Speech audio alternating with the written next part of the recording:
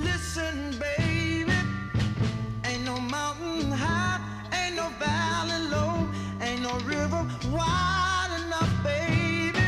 If you need me, call me, no matter where you are. Ok, c'est pas du jazz, mais ils se font la main sur des reprises de morceaux qui vont devenir des standards de la pop, dans des clubs où ils n'ont même pas l'âge d'entrer légalement. Difficile de pas piquer du nez en classe le lendemain matin. Oh, baby, there ain't no mountain high enough. Mais tout ça finit par payer. Quelques années plus tard, les 7 compères montent d'un cran. Ils signent avec un label. C'est à ce moment-là que les Jazziacs deviennent... Cool and the gang. Fou. Ils commencent à trouver leur voix. Ils jouent régulièrement des compositions originales qui mélangent jazz et R&B sur la scène mythique de l'Apollo Theater à Harlem. Mais voilà, Quoi?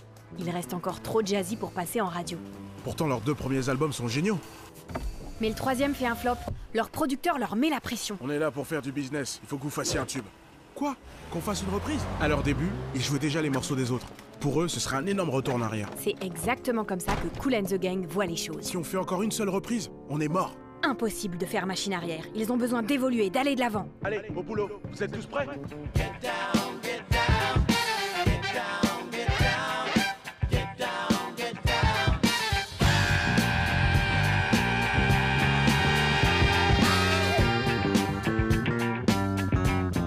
Grâce à un travail d'équipe acharné, ils finissent par trouver un son qui deviendra leur signature. Le funk. Un mix de jazz et de soul. En une journée, ils enregistrent 3 tubes qui deviendront les références du funk des années 70. Funky Stuff, Hollywood Swinging et Jungle Boogie. Ils font partie des pionniers du funk avec Parliament Funkadelic et Earth, Wind and Fire.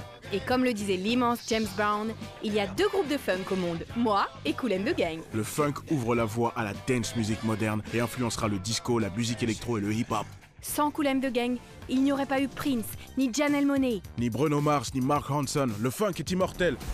Et la musique, c'est une histoire de famille.